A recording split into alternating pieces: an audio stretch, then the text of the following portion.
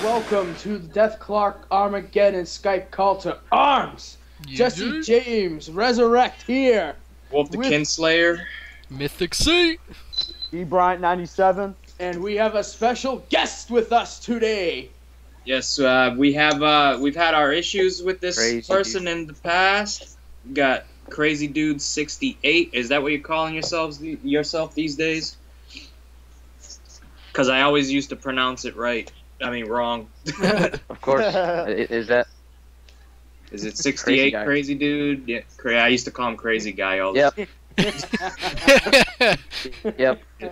I couldn't help myself. I just rolled off the TheCrazyDude68. All right. Check that channel out on YouTube.com. Yes. I don't care. You guys. What? Yeah. What you said? All right. Whatever.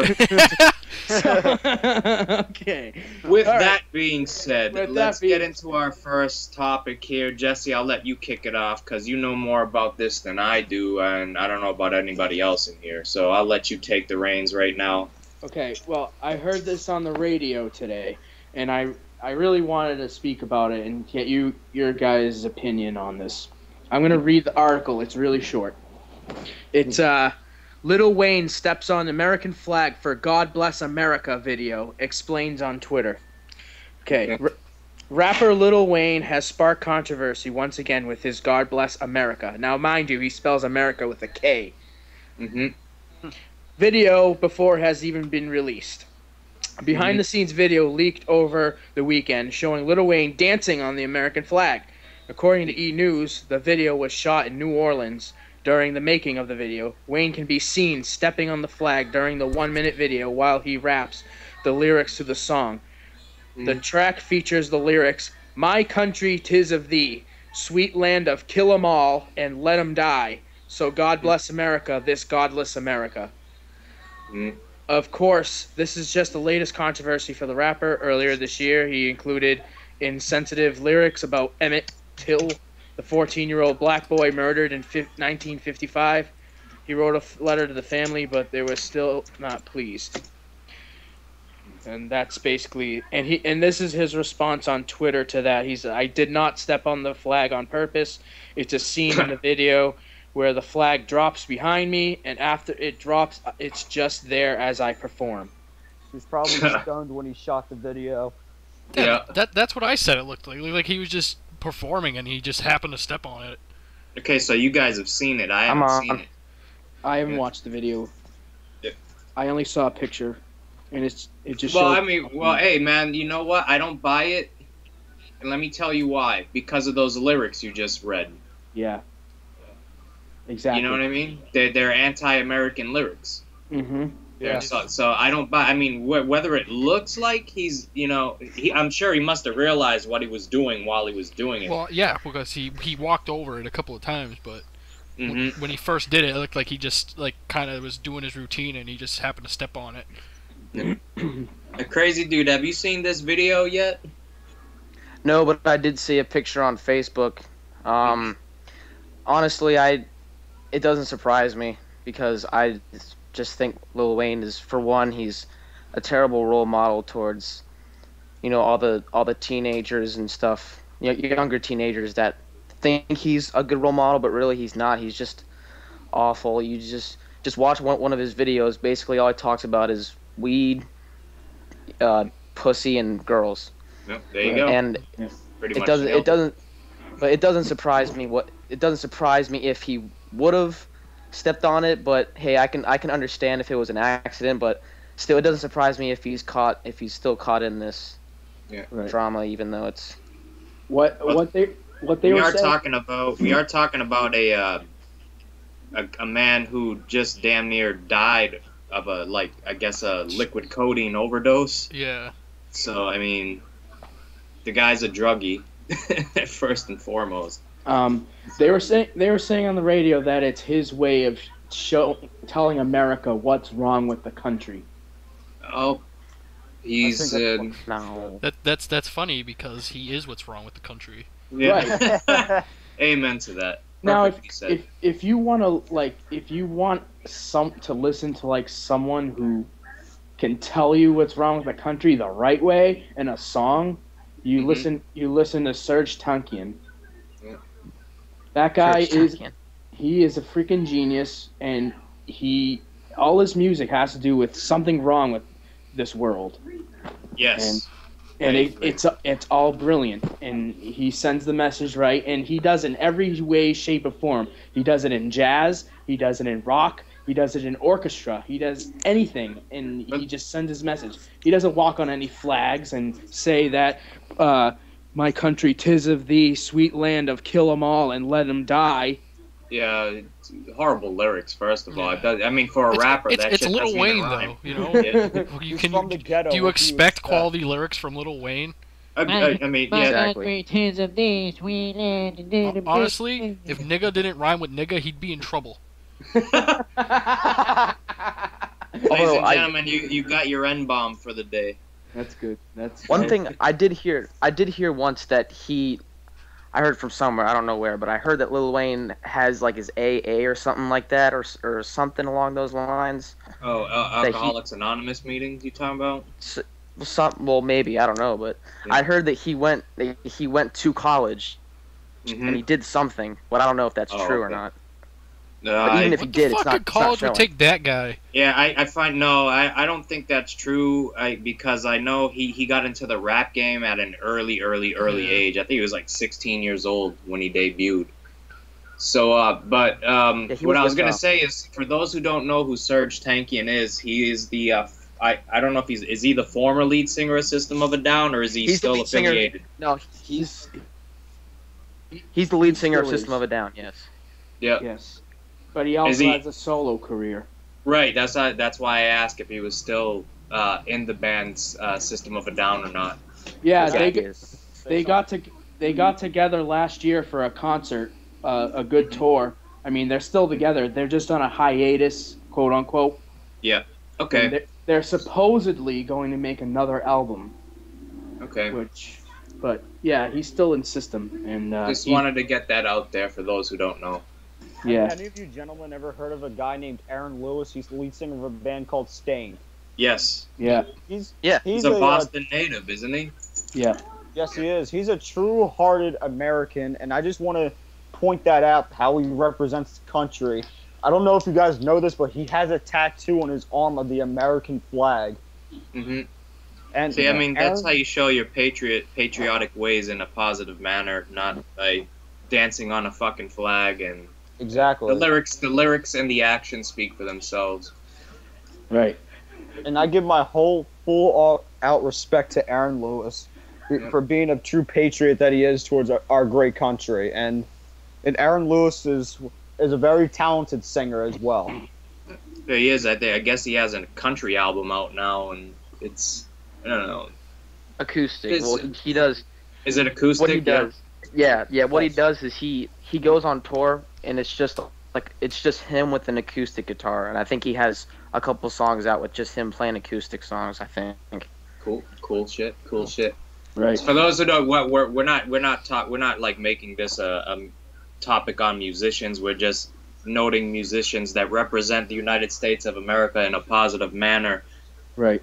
Rather than what Lil Wayne did. Accidentally, he claims. I don't buy that, but I think it's bullshit. And I can actually connect it to something that Lil Wayne did this last summer. You ever see the music video for My Homie Still? No, I don't. I said, I don't listen to Lil Wayne. I listen to rap. I don't listen to him though, because he sucks. Something sparked controversy when the shooting over at the Colorado movie theater happened. He had like dead skulls. Oh yes, that's right. I remember that. Continue. I'm sorry. You triggered my memory. I remember it now vividly. Okay. So I think that Lil Wayne is kind of doing this shit on purpose, to be honest. Yeah, to get noticed. It draws media attention, dude. That's all it is. He wants to get attention in a negative way. Thinking of it. It doesn't matter, negative or positive attention. There's no such thing as bad publicity. There you go. Yeah. Thank you. You took the words right out of my mouth. Yeah. So shall we move on? Because Lil Wayne sucks, and I'm getting tired of talking about him. Let's move on. Yeah. We're good there. Okay. So the next topic that I want to talk about is I also heard on the radio today. 2014 could mark the debut of the first NFL full-time female referee. Okay. Yes. Her name is Sarah Thomas. Yes. And the NFL might not be that far away from having its first full-time female official on the field. And when, not if it happens, look to 2014 as the year and look to Sarah Thomas as the zebra breaking ground. Okay, now, the thing I gotta ask first, right off the bat, is she hot? Yeah, she's okay looking. She's attractive. She has a hat on, so she looks like she has short hair, but I'm sure she has long hair. I asked that in jest. It's not really important to me. But She looks like she might be attractive. It's always a plus. So, what do you think? Do you think this will affect anything, or how things are called? Or? I don't think it will, because she's gonna come in trying to prove herself to be just as good as the other refs. Right. But I do think she's gonna get a lot of negative comments towards her just because she's a female ref. Yeah. Oh yeah, first blown call she makes, first bad call she makes, they're gonna let her have it. Yeah, they're gonna be like, "What the fuck is wrong with this girl?" You'll see it all over like the ESPN page, like the comments, like, "Why'd you let this girl ref the game?" Blah blah blah. You know, so them sexist guys that are out there. Oh yeah, all those drunken fat whores that watch football. Yeah. Are gonna be the ones who say like, "What's wrong with this stupid bitch for causing like for example the Green Bay Packers the game? Like, what the hell?" That's all I see happening. She's gonna get a lot of negative. She's definitely got an uphill battle ahead of her. Yeah. So you know, there's like players that like to get in ref's face. Do you think they'll have no problem getting in her face? Crazy. What do you think about that, Crazy? They'll get fined for that, I think. Yeah. Crazy, what do you think, man? It'll definitely spark like it'll definitely spark kind of like a hate issue between women and men just in general in the NFL because I don't think an NFL player would even do that just because he'd know that he'd get hated by a lot of people and women especially if he or if somebody did that to a woman referee. It would trigger if she was to make a bad call and a player got in her face and said anything, whatever fine he'd receive, just saying it to a male referee, it would probably be doubled. Probably a suspension. Right. You know, good thing Terrell Owens isn't in the league. Yeah. Good thing Chad Johnson's not in the league. Look what he did to his wife. Imagine what he did. Yeah, Chad Johnson, idiot. Yeah, that guy is just fucking up his life, man. Yeah, he's dumb. Sucks. But he didn't do shit for us either. No, he definitely didn't. He caught 2 balls all season. Yeah, it could be a good thing. He caught 1 pass for 60 yards. It could be a good thing that there's a female referee in the league, and it could be a bad thing. I mean, it's all types of give and take here. Yeah. Referees suck anyway. Yeah. So, I mean, whether they're male or female, it shouldn't matter, but it's gonna matter because I mean, it's just the society we live in. Just because she's a female, you know. There is a double standard. Let's not sugarcoat it. There always has, and it will be a double standard, especially in the United States. Absolutely. And for all the players who disrespect referees, if you better show like the female some respect, or you're gonna get all of your fucking cash like taken out of your wallet like that. Oh yeah, that's like I said that it's gonna be a hella fine. It's not gonna be like a $10,000 fine, like especially if they put their hands on her. Yeah, it can easily turn into a sexual harassment suit. Yeah, I've seen NFL players spit in referees' faces before. Yeah. Oh, that won't fly. Oh hell no, that will not fly. Yeah. It'll definitely change the directions. And there are a lot of women that watch NFL football. You know what I mean? Not necessarily because from personal experience, not because they know the game. It's because they like seeing big, hulky, diesel-ass guys throw each other around. Right. And if they see big, hulky, diesel-ass guy get in a woman's face or even spit in her face or put his hands on her because she blows a call, then they're gonna lose a key demographic. Yeah. Yeah. And don't bad for forget business. about how if she's a line judge or something like that. What if a player runs into her or something like that? Oh yeah, It's another thing. That's seriously hurt. a good point you just brought up, actually. Refs get knocked over all the time. Yeah, they get hit all the time. She better be ready to take the punishment. And who knows? This could shed light into females wanting to play in the NFL if that's even allowed. No, that wouldn't happen. Just In my honest opinion, that wouldn't happen. Yeah. My honest opinion, they should make a females NFL. Yeah, that's what I was gonna get to. Like they do. Well, they have the lingerie football league. Yeah, well, I mean like an actual, obscure reference to the lingerie football league. I heard they were changing that up. Nice.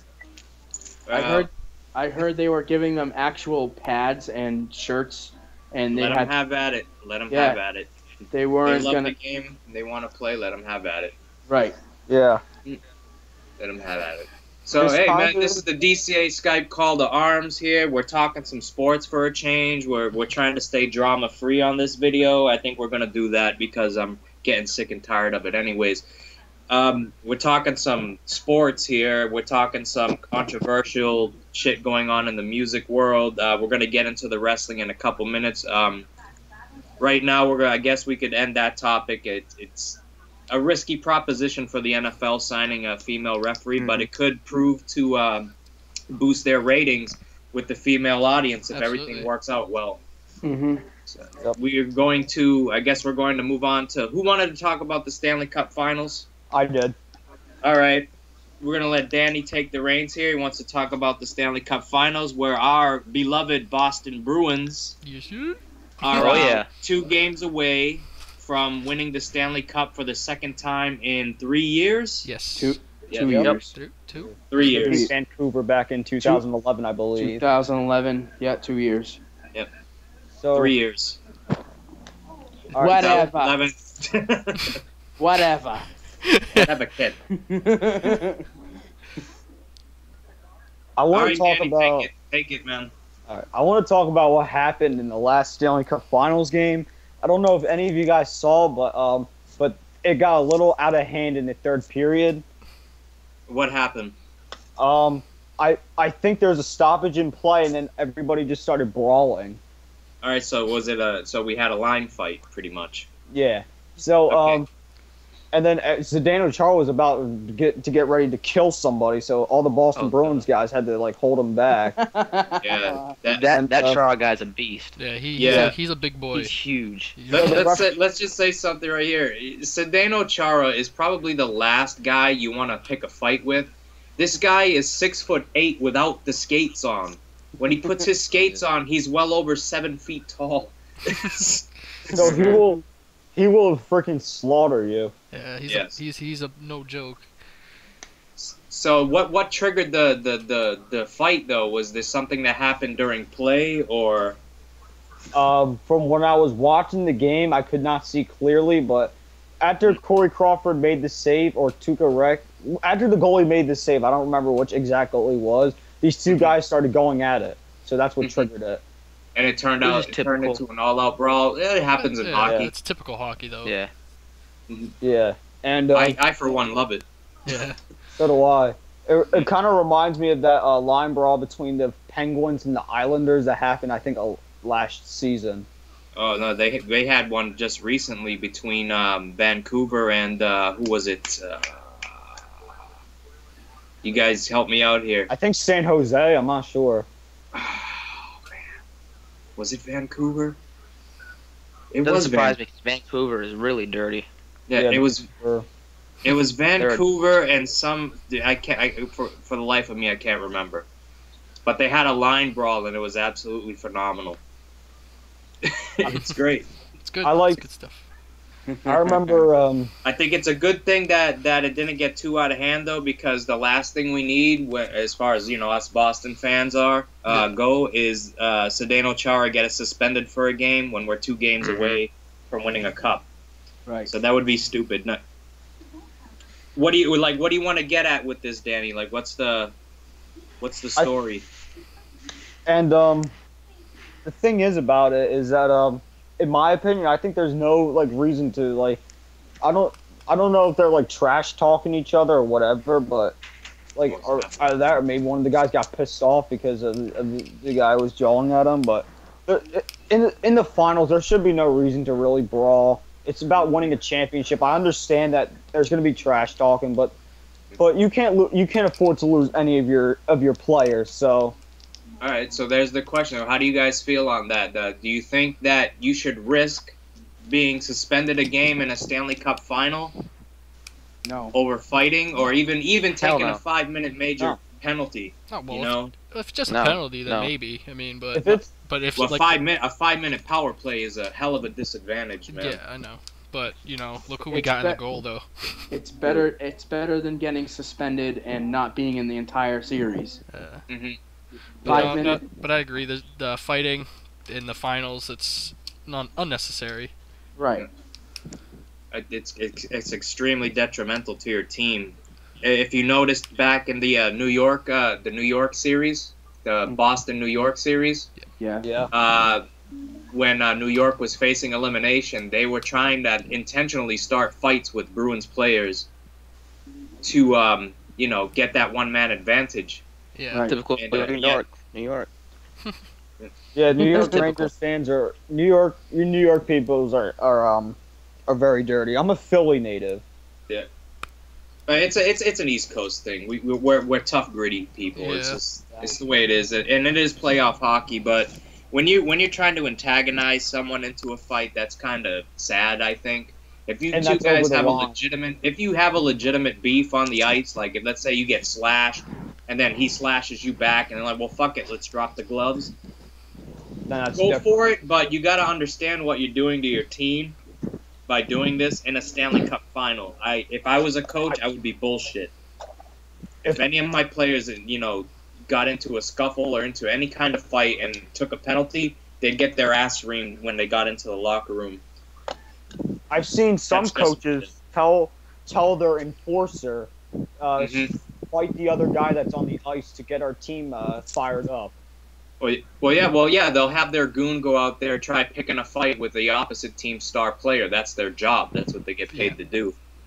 Yeah. But, like players like Ty Domi, who's no longer in the NHL. He was a legendary enforcer. Like Donald Brashear, Claude Lemieux. Yes. Matt Barnaby. People like that. Long story short here, you don't want to take that penalty in a Stanley Cup Finals. Stop the fighting, guys. Yeah. Yeah. Don't cost your team a cup. If it was during the regular season, it would be different. Yeah. Yeah. Mm-hmm. Until it got to near the end where you needed to win in order to get in the playoffs. Or just save all that pent-up aggression. Let's say, you're because we're homers here. Boston's up 3-1 in this in the last game of we're up 3 games to 1. We're up 3 goals to 1, and it's the third period of whatever game, whether it be in Chicago or not. We're up 3 games. It would be in Chicago, and they know they're gonna lose. And if they want to start a fight, then by all means go for it. Because if you're that pissed off, go ahead and fight. I understand your frustration. Speaking of fights in sports, have you seen the brawl that the Arizona Diamondbacks and the Los Angeles Dodgers had? Yeah. Yes, I did see that because I have Yasiel Puig on my fantasy team, and I was pretty upset when they threw at him. Same thing in the baseball. The ball hit him in the face, man. Wow. The ball, you don't throw at a guy's head. I'm sorry. I'm glad you brought that up, Danny. Because, it was a couple days ago, a pitcher took a line drive to his face. Oh. Yeah, Tampa Bay Rays. Yep, and he was hospitalized. The people can die from that shit. Yeah, we're talking about pitchers that get paid to throw a ball 90 to 100 miles an hour, and this asshole throws at a guy's head or at his upper body. Said he threw at it. It bounced off his shoulder and nailed him off the head, I guess, or something, off the face. Oh, wow. That's dangerous shit. Pissed off. Yeah. It reminded me. Have you heard about J.A. Happ taking that line drive in the head and he broke his skull on the Toronto Blue Jays? Yep. You just got to be cautious about safety in the MLB. Well, that's one thing where the ball's gonna get hit at you. Yeah, that's the thing. But you got to be cautious, especially when you're throwing a pitch at somebody. Well, that was done intentionally. That's my problem. If it was done by accident, that would have been a different story. Of course, it wasn't. It was done on purpose, and that shit should have go down. Who was the player who got hit? Who was the pitcher actually threw it at him? Zach Greinke. Oh, that goon. He was involved in another it wasn't Zach Greinke. Zach Greinke threw at somebody. Carlos Quentin, Zach Greinke's the pitcher for Los Angeles. He threw at somebody, hit him in the back, and then the other team retaliated, and they threw at Yasiel Puig, but it was high. It was at his head. And Puig charged the mound, and then they all went fucking crazy from there. Carlos Quentin, Zach Greinke hit Carlos Quentin earlier this year in the Padres and Dodgers brawl, and then Carlos Quentin was charging at Zach Greinke, caused him to break his collarbone. Yeah, I don't know. I don't know. Something's going on we don't know about there because it's always involved pitcher. Right. Moving on. That's insane. Moving on here. Guys, stop fighting. Play your fucking game. Relax. Exactly. Sportsman-like people. Sportsmanship. You know, you taught it from a young age, guys. Taught it just from a young age. Just like sportsmanship in this group. Yep. We get pissed off at each other. You don't see us fuck. Well, I mean, Jesse tries running people over from time to time. You love saying that. I love that. I can't get over that. It's one of my all-time favorite stories you've ever told. And I wish I was there to see this happen too. By the way, this is a true story. By the way, I'm not making that up. But moving on here. Now we're in the YWC, right, fellas? We gotta give them some wrestling talk. Yeah. Let's give him some wrestling talk here. Rob Van Dam is coming back to the WWE. How do we feel about this? Let's go down the line here. I'm going to start with Jesse. Jesse, how do you feel about Rob Van Dam coming back to the WWE? And how do you feel about the fans that are all of a sudden jumping back on the Rob Van Dam bandwagon after they've been hating him for about a year to 2 years now since he joined when he joined TNA? Right. How do you feel about that? And we're going to go down the line with this. I think, this is my opinion of Rob Van Dam coming back. I think, first of all, I heard WWE went to him. He wasn't even interested in coming back. Okay. They went to him and he accepted. He canceled some indie shows he had so he can come back for Money in the Bank. But anyway, I think it's gonna be good, and this is what I think is gonna happen. This is what Brock Lesnar and CM Punk are going to face at Money in the Bank. Okay. And Rob Van Dam is going to come back, and he's going to interfere in the match and cause CM Punk to lose that match. Him being a Paul Heyman guy and all. And he's going to be the new Paul Heyman guy. He's going to be with Brock Lesnar and Curtis Axel. And then they'll have a feud with each other. I just gotta get, because Jesse, I think you're 100% correct, and I do believe somebody called this a little while back. Wink, wink. That would be me during the Skype call we did with Wrestling Talker, right? Oh yep, you did. I remember that. I wasn't 100% on the money. It was when Paul Heyman was introducing his new Paul Heyman guy, who turned out to be Curtis Axel. I thought it was going to be Rob Van Dam because he had history with him in the ECW. Right. And he is a Paul Heyman guy. Yeah. So it only made sense. And you guys think I'm full of shit, go back and watch that video and you'll hear it for yourself. Thank you very much. I'm so damn good at this. Good call. We have a psychic here. No, I mean, it's not psychic or anything like that. It just, you could kind of, you haven't seen Rob Van Dam on TV and TNA for a while. I was under the understanding that his contract was up, expired, yeah. and it only made sense. And it would have been a bigger impact if it would have been Rob Van Dam at that time, I think. Yeah. But let's keep going. So you think Rob Van Dam's going to come back? He is coming back at Money in the Bank, but he's going to interfere. I think he's going to be in the Money in the Bank match. That's what I think. That's what I think too.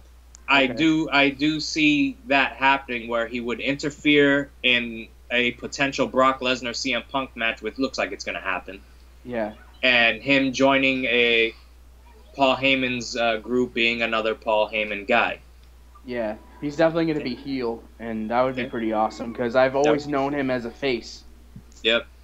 I mean, in TNA, he was a face most of the time when he had the X Division title, and he lost it. He was a face the entire time there. Yeah, he lost his belt to Kenny King. Yep, of all people. I'd rather see him lose it to what's his name, Chris Sabin than Kenny King. Well, Chris Sabin was out on injury at the time. Yeah, that's the thing. And I guess Kenny King is better than Zema Ion in that. Zema Ion reminds me of somebody from the Jersey Shore. Yeah, that's debatable. He's better. Corey, what do you think about Rob Van Dam coming back, and what do you think his future is? I think it's a good move, just because he comes with a strong fan base. Yep. And he brings a little bit of that old feel back to wrestling.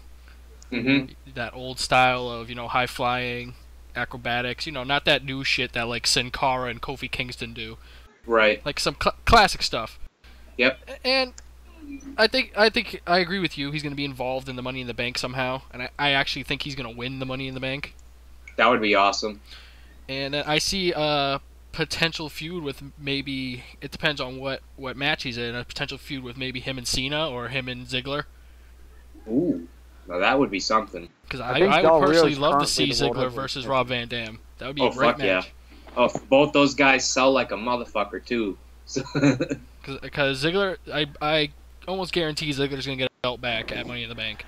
I sure as hell hope so. And then Rob Van Dam would win the SmackDown briefcase. And then it would just go from there, and that would be a hell of a match.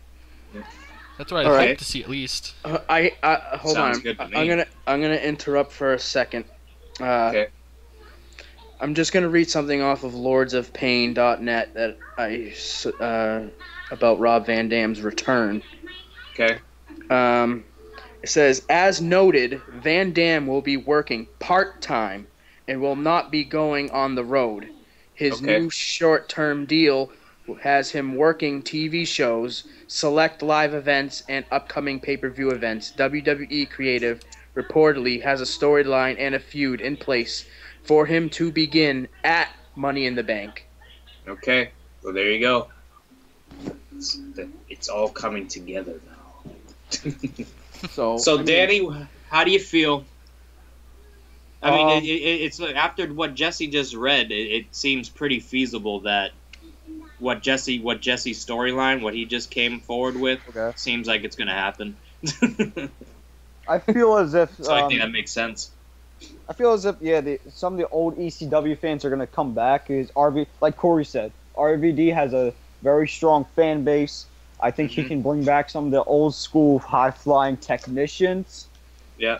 And maybe some extreme back, because he was known to be an extreme artist. Yep. There's going to be an issue with that, though. If Rob Van Dam will attract the extreme, like the ECW fans from the past. They're like, oh shit, Rob Van Dam's back, and they're gonna watch the product these days, and they're gonna be like, question mark. I wonder if they'll even let him do the Van Daminator with the chair. Well, it's in a Money in the Bank match. I could see it happening. Yeah. But what I was gonna say is before you keep going, Danny, I just want to state that the Money in the Bank pay-per-view is in Philadelphia. So, and Philadelphia being the hometown of ECW. Oh yeah. Right. I want to try to go Philadelphia, Pennsylvania. I live near Philadelphia, so I'm going to try to get tickets and go there. So do you think that Rob Van Dam is going to be the Rob Van Dam of old as far as in-ring work goes, because let's face it, his last matches in TNA weren't that great, and there was a lot of botches. Yes. Who to blame for that? I don't know, but I watched a couple of his matches with Kenny King, and they weren't that great at all. So do you think he's going to come back and be the Rob Van Dam that was one of the best wrestlers in the world in the mid-2000s, or do you think it's just going to be like a blah? I think it's going to be a little bit of both. It depends on who he faces. Okay. Yeah. And here's my theory. He's going to go into Money in the Bank ladder match. He's going to lose, and then he's going to attack CM Punk, which starts a feud, and then he's going to face CM Punk at SummerSlam. That's what I think is going to happen. Okay, that could happen. He doesn't necessarily have to win the Money in the Bank. Yeah. Anything is possible. Yep. We're just throwing ideas out there, guys.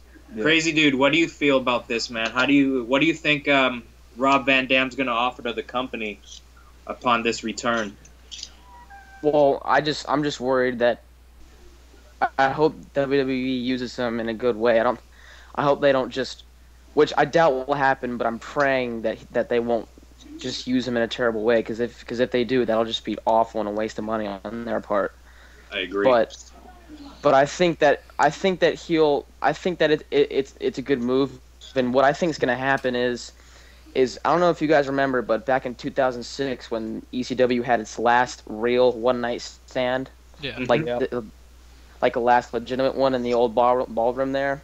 Yes. What I think is going to happen is because if you remember, Cena and RVD faced in the main event there for the WWE title, and RVD won because Heyman came out and counted the 3. Yep. And everybody what I hated think's gonna happen Cena. is, and then RVD's gonna win at Money in the Bank. He'll win the briefcase. I think he'll cash it in on I'm sorry, who's the heavyweight champion or the WWE champion right now? John Cena once again, unfortunately. Yep. Yeah. So and then he'll cash it in on Cena, and then I think Cena will come back and say next Monday night, and he'll go, wait a minute, I want a rematch from what happened back in 2006 at ECW, and then I think that'll spark a huge feud between Cena and RVD, basically a rematch from One Night Stand back in 2006. All right. So do you think that they will have this match in the Hammerstein? You're talking about the Hammerstein Ballroom. Do you think that they would have a pay-per-view so that they can basically relive that match? Because that was a classic match, and I never seen one wrestler get so much hate in my life than in that match. I don't know if anybody else has seen that match, but I doubt it. I doubt it because it's just too small to fit a WWE event. Right. Because if you look at it, because I have the DVD there for when they had that event One Night Stand, it's just a small place. But I don't know, they may be able to pull it off. But like I said, I think that my opinion is it'll be a RVD versus Cena rematch, One Night Stand type of deal. Okay. Nice. Sounds good. It's very plausible. So we have 3 theories here. All right. All of them could possibly happen. I tend to lean towards Jesse's theory. Yeah, that one seems the most reasonable anyway. Right, yeah, it works. But the thing is this. Here's what I hope that I think Rob Van Dam was sick and tired of TNA and its product. I think he wanted to just get the hell out of there.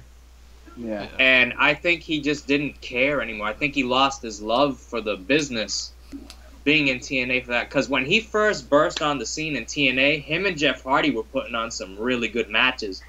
If I remember correctly, he actually defeated Jeff Hardy in a ladder match, which was awesome, to win the TNA World Heavyweight Championship, which they took off him in a month, which was stupid. Yeah.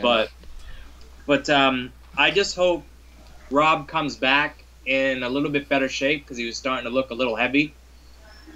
I hope he comes back with a renewed love for the business, because he's going to get an enormous pop being in the Money in the Bank being in Philadelphia and him being an ECW veteran. Right. His pop is going to be enormous. The roof's going to come off of the place. And I just hope he comes back in better shape. I hope he comes back with a renewed vigor. And if that happens, this is gonna create the WWE's ratings are gonna go up. Yeah. If this happens, if he comes back and he's the same Rob Van Dam that ended in TNA, and he's that same RVD, then it's not gonna work, and it's gonna be a waste of time, and everybody's gonna be disappointed. Yeah. Do I think this is going to happen? No. Otherwise, the WWE wouldn't have approached him. Yeah. Mm-hmm. So, as far as theories go, like I said, I gotta agree with. I have to agree with Jesse. On the other hand, it could go in the complete opposite direction. Whereas Paul Heyman, well, let's say, Money in the Bank's going down. Paul Heyman approaches RVD in the back. Old friends meet. Hey, Paul, and they're shooting the shit together and whatever. Yeah. And Paul Heyman kind of hints at, Brock's got a big match tonight. You might want, basically hint at, at him doing a run-in or whatever. And let's just say that RVD takes the CM Punk approach and just says, you know what, I don't want to do that. I want to do my own thing now. Right. And comes out and actually helps CM Punk defeat Brock Lesnar. Hence setting up a feud with Brock Lesnar and Rob Van Dam. Which that would be the most expensive feud that they have. Yeah, but you know what though? It for real though. I mean, what other way do you see CM Punk beating Brock Lesnar? I mean, let's be honest here. I don't know. Lesnar, did you see the two guys standing face to face last night? Yeah. Let's be honest here. CM Punk looked really small. Would you believe? Like professional wrestlers' job is to tell a story and make you believe what's happening in the ring. Yeah. Would you truly believe CM Punk hoisting Brock Lesnar on his shoulders for a go to sleep and defeating Brock Lesnar like that? I don't think so. No. So personally, you'd have to cheat to win or something. Yeah, something's gonna happen. So it's either gonna be one way or the other. Yeah. Even if he tried, it'd probably fly on his face in the middle of the match. Yeah, it's not happening. Brock Lesnar is gonna beat the shit out of him, just like he did to John Cena. Yep. Which leads us to Brock Lesnar F5ing CM Punk last night. Did we enjoy this, or? I was honestly shocked. I was surprised. I just had my mouth. I had no emotion at the time. I just had my mouth wide open. Nobody knew that Brock Lesnar was coming back last night. No. Nobody knew. It was not on any dirt sheet anywhere that he was coming back last night. Mm-hmm. They've been real good about hiding people lately. Like when Ric Flair came back, I guess they hid him in a trailer outside. Not even the superstars knew he was there. That's the way you got to do it now in this internet age. Yeah. You have to keep it good. Secret. It was good. I liked it. What do you guys think about what happened between Mark Henry and John Cena? I want to ask that question. That was great. Yeah, I agree. good. Let me tell you why. I've never been a fan of Mark Henry's work because he's boring. Yeah. Pretty much, he comes in and does the same thing all the time. But when he got in that ring, when he put his boots down on at the top of the stage, walked down, got in the ring, and was teary-eyed and everything, and all the crowd interaction, and him wanting Cena to stay, and his whole Cena speech, and kissing his ass and whatnot. Yeah. It had everybody believing. It really did. And when he pulled him in and dropped his ass, it was great. Situational irony there, people. It was awesome. I loved it. I think that's what the business is missing, some shock and awe. Yeah. That was shock and awe. Just like Corey just mentioned, where nobody knew Lesnar was showing up. He just, bam, he showed up. That's when that's the type of things that used to happen when wrestling was good, when the Monday Night Wars were going down. You didn't know who was showing up any week. Any week, anybody could have showed up on any show. Like when Scott Hall hopped the rail, when the NWO was first being created, and he hopped the rail, like, holy shit, this is a WWF guy. Why is he on WCW? It's like, wow. That was insane. It's like, wow, here you got a Paul Heyman guy in there with another Paul Heyman guy, and he just F5'd his ass. Holy shit. I read on Facebook this morning that John Cena and Mark Henry will be facing each other for the WWE title at Money in the Bank. Yeah, they What are announced your it last thoughts? night on Hey Raw. guys. Yep. What's up? Hey, I want to know, is that my fault? Like, am I losing connection, or is it I you don't know. guys? You just keep dropping out. I don't know. It's a Skype My thing. pet It's text. nobody's. It happens. It's nobody's fault. It all kinds of bullshit goes down here. Speaking But of, let's get before we go on. I want to get Crazy Dude's input because we have him on as a special guest. I don't want to really leave him out. Yeah. We're talking about the surprises that happened last night, like Lesnar F5ing CM Punk and Mark Henry's fake retirement speech, then beating the crap out of John Cena. How do you feel about that? Well, I think it's about damn time that WWE finally has, like you said before, like a shocking moment. The last shocking moment that I can remember besides last night was when Lesnar returned last year and he F5 Cena after WrestleMania. I remember that. That was glorious. So, but I think it was awesome because I didn't watch it, but I did see I watched a video of Lesnar coming out and taking out CM Punk. I thought it was great. I think it's a good storyline in the making, and kind of Paul Heyman. Both of Paul Heyman's guys are going at it, so I think it's great. Awesome. Corey, what were you gonna say, man? I'm sorry I had to cut you off. I was gonna say, speaking of like the old days, how do you guys feel about this new like feud that's building between McMahon and Triple H? It's stupid. Danny. Elaborate, Danny. Why is it stupid? Because both of the guys are old. You have a guy who's been around since like the '60s, and you have a guy who can't even fucking wrestle anymore. All he does is just fucking knee people in the face, and when he's in the mat in the ring. Good points. So Vince McMahon is like 70 years old, and Triple H is like 50. So. I don't know if he's 50. But I'm not talking. But you gotta understand, Danny. I'm not talking about them leading to a match or anything. Yeah. I'm talking that maybe this leads to like a splitting of the roster kind of thing. You know, kind of like the corporate ministry kind of thing. Yeah. I think Vince McMahon should really step down and have Triple H take over the company, or give it to Shane McMahon. He does. Yep. Triple H runs the company. McMahon he runs it, but he's not the CEO. Yeah, McMahon is just on screen pretty much right now. They should really have Shane McMahon be the new chairman. It could be a wrinkle they throw into this because Stephanie McMahon's getting involved too. She's in the fray. I think what's going to happen is that Triple H and Stephanie McMahon are going to have like a fake divorce storyline. Okay, yeah, that could happen. I could see that happening. Because of that would be funny. I'm just saying they could go a lot of interesting ways with this. I think You're divorced. I think this could potentially turn Triple H heel. No, McMahon seems to be going towards the heel side because last night he congratulated the Sheild after they beat the crap out of, who was it? Kane or Daniel, one of those guys. Kane. Another topic. Thank you for mentioning the Sheild. But I want to continue with this. Jesse, how do you feel about this storyline?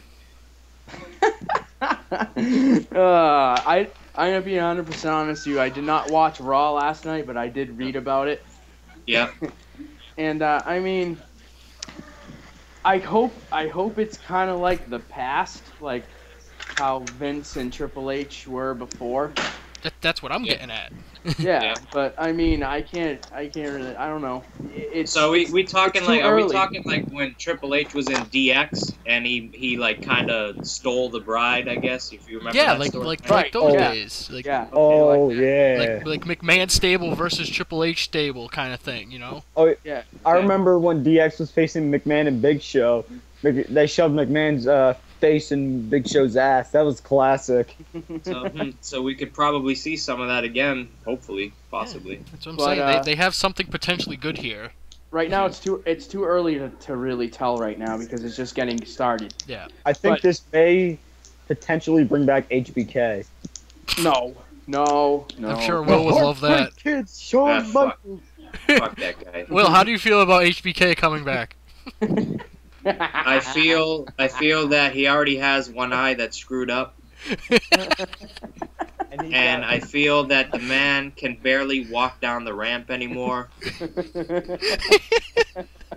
And every time he does his little like thing where he splits his leg out and he pumps the double bicep, when he tries to stand back up again, he can barely do it.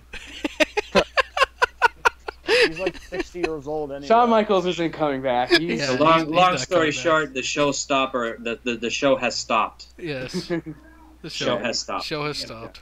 Sorry to but say back. Crazy, what do you think about this storyline? I don't know how up to date you are.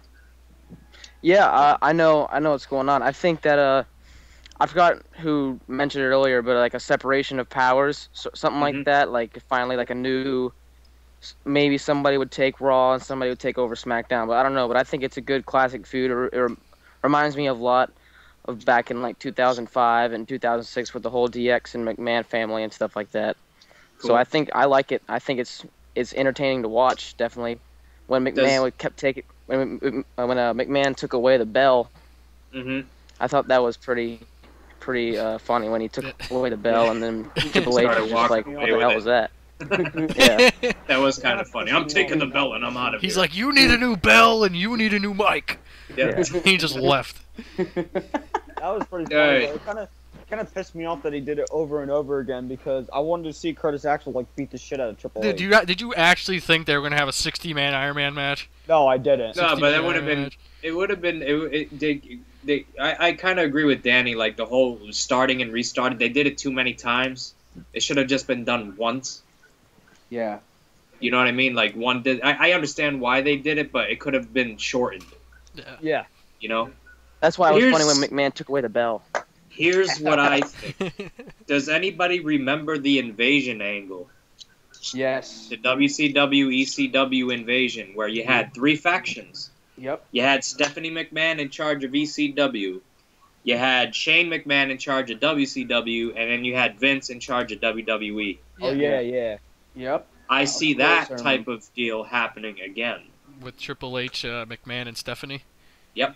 It's all pointing towards it. They're all going at Vicky saying, oh, you know who to listen to. Oh, yeah, you listen to me. Right. Vince like, don't worry, you listen to me. And then Stephanie like, you know who to listen to, right?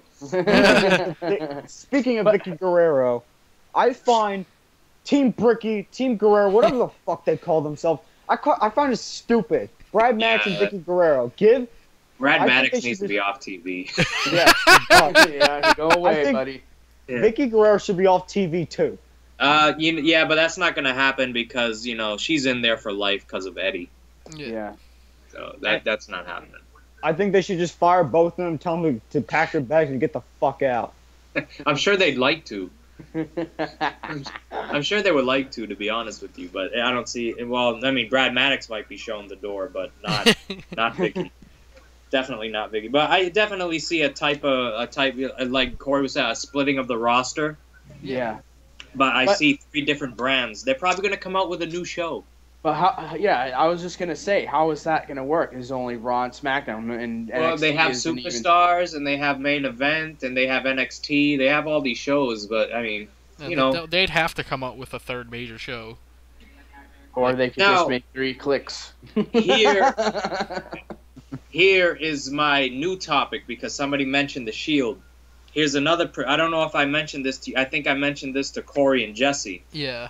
And I think it's definitely going to happen now because of the decree Triple H laid down on Vicky Guerrero. If the Sheild got out of line, that she was to do by whatever means necessary, make an example out of them.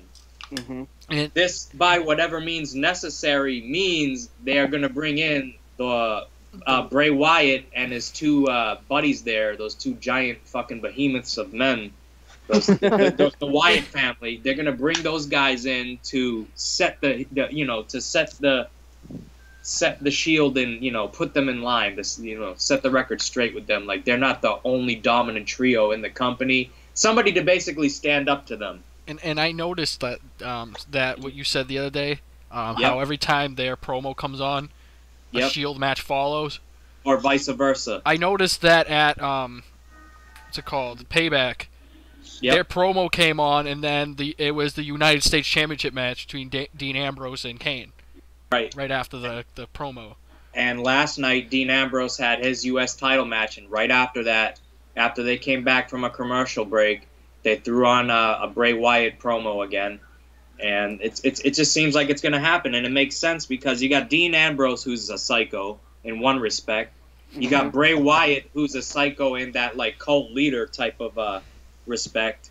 And it's going to make for great fucking television, guys. If you guys haven't seen the Wyatt family on NXT, check out some NXT programming. And these guys, I mean, they're your typical powerhouse wrestlers as far as in-ring work goes. But mic skills, Bray Wyatt is pretty fucking good, man. He is one hell of a character. From what I've never seen NXT programming for a couple of years back, but from what Will is saying, I'm thinking that what's the guy's name again? Bray Wyatt. Bray Wyatt. I think he could potentially trash the Shield in a promo. It's possible. Dean Ambrose is pretty damn good too. Yeah, Dean Ambrose can handle a mic. Yeah. See, they need it when the Wyatt family shows up. I think finally we're gonna have something good to watch on WWE besides of what the other stuff we were talking about earlier. It's definitely getting more interesting. Then and you notice it's always. Go ahead. I'm sorry. Oh, it's all right. Then the Miz. I'm thinking that as soon as they make their debut, the Miz is gonna bring out Miz TV and he's gonna interview the both of them. Nah, and shit's gonna get out of hand. Yeah. They would, if they did that, it wouldn't be Miz TV. It would be the highlight reel, if anything. I think the Shield are gonna come out. I think the Shield. Here's what I think's gonna happen. Agree or disagree. After I say this, I think the Shield are gonna come out. They're gonna start cutting a promo how awesome they are, how badass they are, how dominant they are. Vicky Guerrero's gonna come out, say something. They're gonna tell her to shut the fuck up in so many words. And then all of a sudden, you're gonna hear that music hit, and then they're gonna the Wyatt family's gonna come out, and they're gonna cut a promo, and it's gonna be awesome. Yep. That's what I think. WWE is definitely getting a little more interesting. I can't wait for that. Does anyone know when they're supposed to debut? It's gonna be very soon, man. It'll probably be after Money in the Bank. Yeah. Most likely. Or right before. Yeah, or right before. So, where do you guys think they're headed with Kane and Daniel Bryan? They're splitting. They're done. I think this is going to end up being a potential feud, and here's why. Because Daniel Bryan keeps saying that Kane's keep calling Daniel Bryan the weakling, and then I'm thinking that Kane's going to say, "Oh, I'm going to prove at Money in the Bank that Daniel Bryan's the weakling," and they're going to have and then they're going to have a match. I don't think that's what's going to happen. I think they're just going to go their separate ways and have their separate feuds. Yeah, they both said they want to be WWE champs, so I'm sure they'll be involved in the picture eventually. Crazy dude, what do you think's gonna happen, man? It could end up either way. It could, because Kane's had a history of tag team partners with the Big Show and the Hurricane and all those guys. But I mean, it could go either way. They could just go separate ways, or who knows? Somebody could betray somebody else and something could happen. But my honest opinion, I think that they'll just go their separate ways and carry on with whatever they're doing. I don't see a point in having them have a feud. Do we actually know if Daniel Bryan actually got hurt last night, or if that was a work? He did get hurt. Okay. It was a what was it called? It was something dizzy, something. A stinger. A stinger, yeah.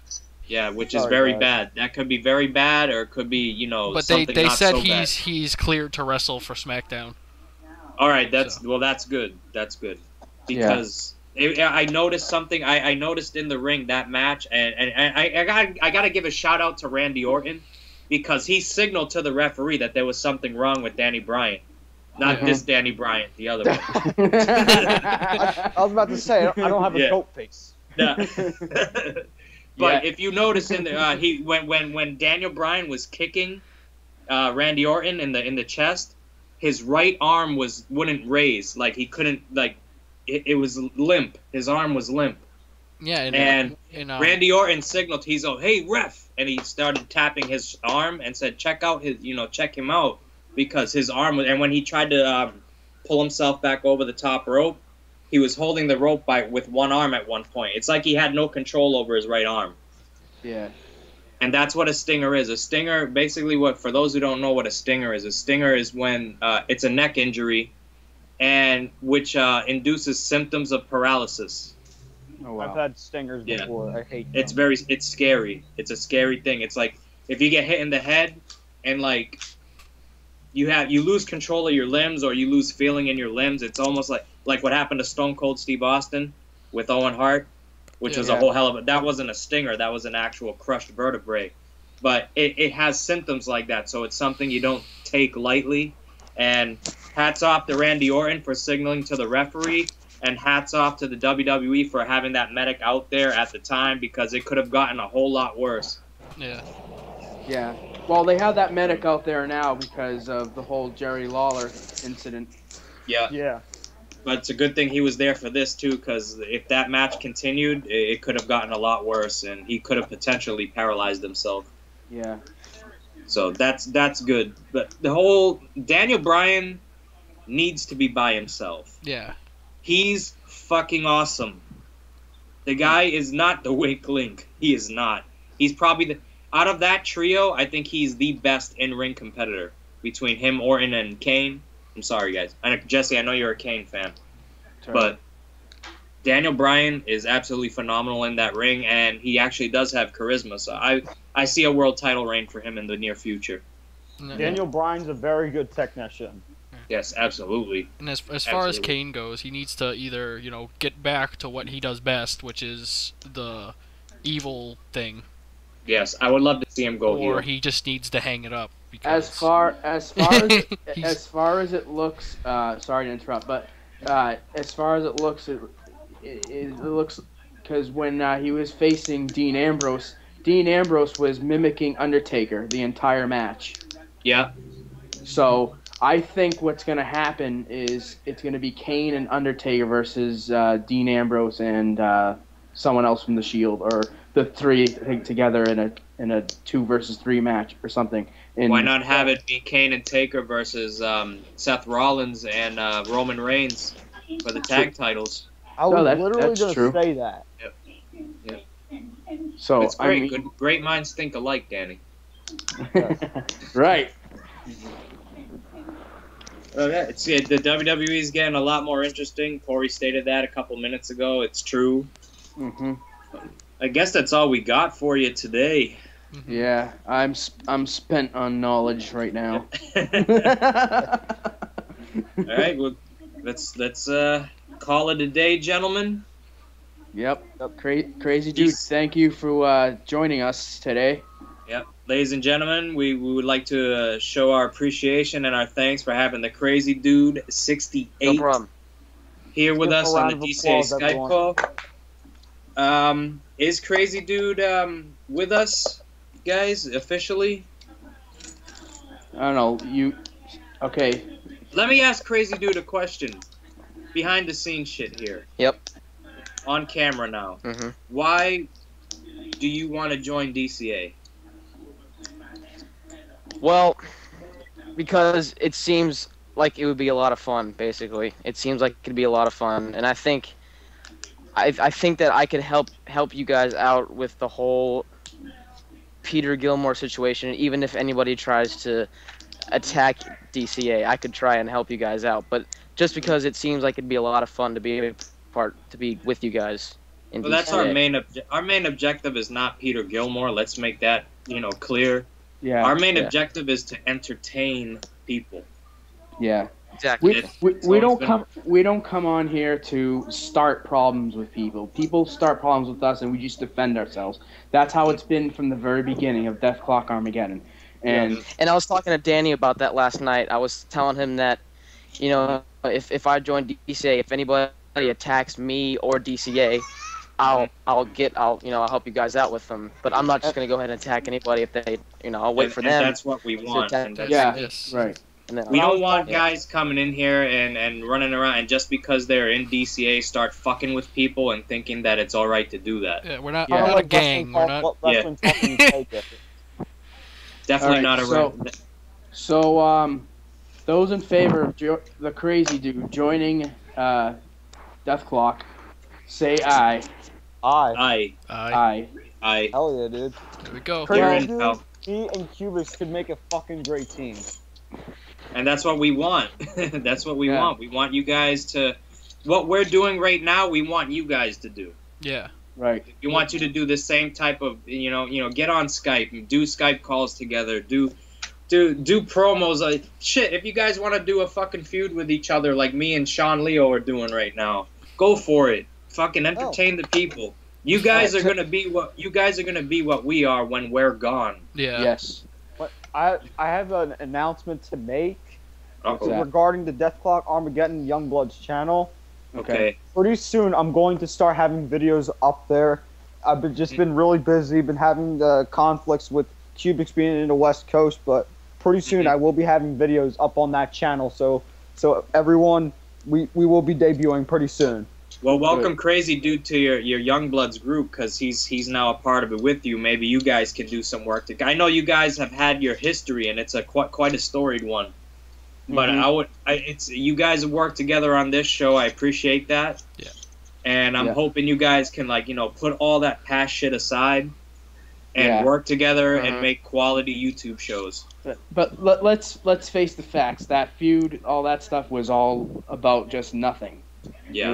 It was really nothing. It was just back and forth banter, and I mean, but Crazydude, welcome to Death Clock. We're glad to have you here, and we just keep getting bigger. We keep getting bigger. Thank you for having me. Hey, Crazydude, I'm going. Crazydude, how old are you? I'm 16 years old. All right, good. So you're a young blood. Yeah, you're a young blood. When you reach the age of 18, you're no longer a young blood. I have no problem with being a young blood as long as I'm in the DCA group. I don't care. As long as I'm in, I'm happy with it. And just Passion, I like that. Yeah, good. There you go. Good. You're in, man. All right. So what I want to make clear is, like, we don't give you orders. Yeah. You're free to do whatever the fuck you want. But you can do whatever you guys want. You, Danny, and Cubics, you guys have to really communicate. Yeah. And if you have, questions or major concerns, or somebody's really fucking with you bad, then we get involved. Yeah. But I mean, there's an extent to your guys' power. You guys, the only thing that I do not want any of you guys to do, and I wanted to leave it to me and Will, is recruiting. Yeah. Because of the whole situations that, you're in the group, that's good, we're happy, and like past situations with other members, I mean, we're very wary now of who we invite. So we just don't accept anyone, honestly. Yeah. What about like recommendations and shit like that? Oh, you could, definitely recommend, and we'll talk, and then get back to you. When we discuss things, we're not going to hide anything from you guys. We'll tell you guys when things come to fruition. Okay. Yep. And I actually want to make a quick message out to Mitch, because I know that he was upset on Facebook last night. With the whole Crazydude thing, because I received a comment from him, I think yesterday or the day before. Yeah. Mitch, you might not like everyone who's in the group, but it's just a matter of getting along. I have nothing against you, but it's a matter of getting along and just putting up with the person. You might, I don't know if this is true. You might hate Crazydude's guts. I don't know if that's true, but you just gotta put up with them. We gotta work together. We gotta stick together as one. Right. I don't have any issue with Crazydude. I don't think do you have an issue, Crazy? Do you have an issue with Danny as of right now? Nope, not at all. Do you have any issues with Mitch? Not at all. Well, I assume he has an issue with me, but I'm willing to make it up with him. What is Mitch's issue with him? Danny. He just said on the Facebook chat last night, because I don't know if you saw it, but he said, "Oh, I hate that fag." Oh, yeah, I saw that. Yeah, I saw that. But he said he says that about everybody. So yeah, he'll get over it. That's how. I mean, I understand. He'll learn to love. I understand. But I'm sorry, Crazydude. You got to see it from Mitch's perspective. He is continuously being used by people and tricked by people, so I can see why he would say something like that. Yeah. And I understand. All right, we're gonna rectify this situation anyway. So we good here? We signing off? What's going on? Yeah, we're signing off. Yeah. All right. Death Clock Armageddon here, and we're out. Thank you for listening, and we'll see you guys next time. Peace. Peace out.